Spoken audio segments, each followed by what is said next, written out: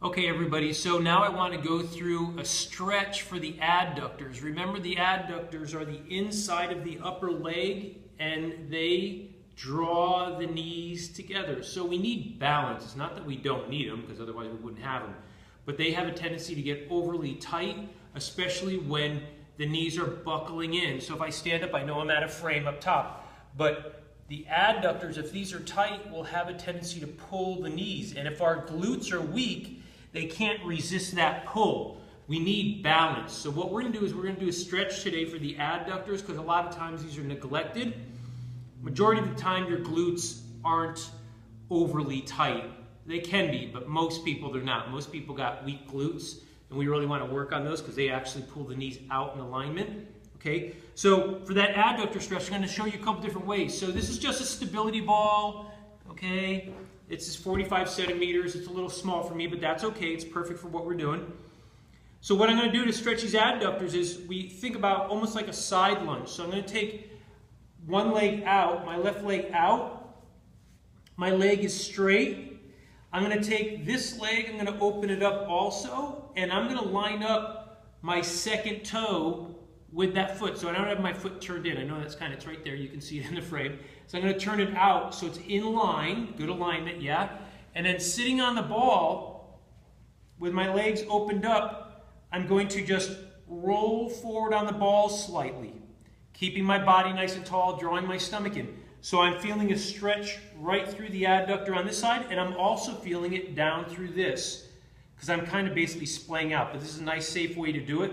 So I would come in and hold this for about 20 seconds, and then just back out of it for about 5-10 seconds, and then roll back in and see if I can go a little bit deeper, keeping my posture, stomach in, right? And then from there, walk the feet in, and then you can switch sides.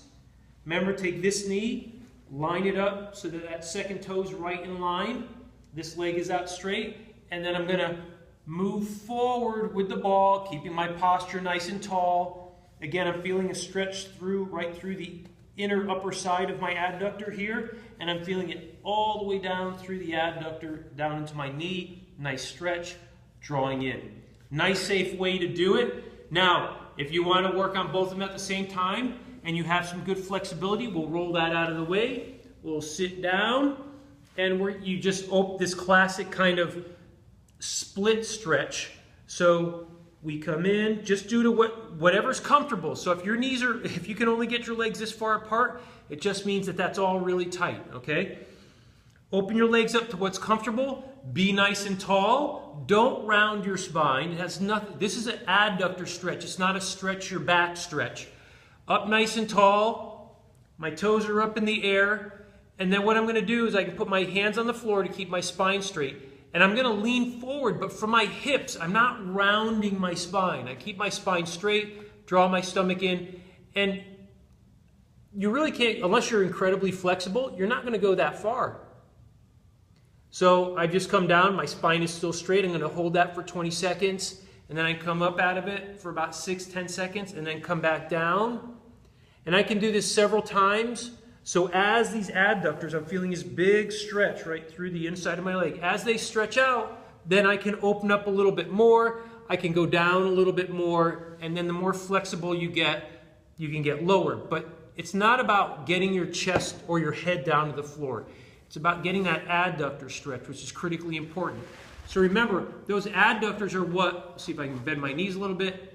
The adductors, when these are overly tight, pull the knees in, and then it causes that angle right there, which is not good because that creates torsion in the knees, the tib fib, torsion in the femur. We don't want that. So this is a very, very good stretch. Most people do not do this stretch often enough.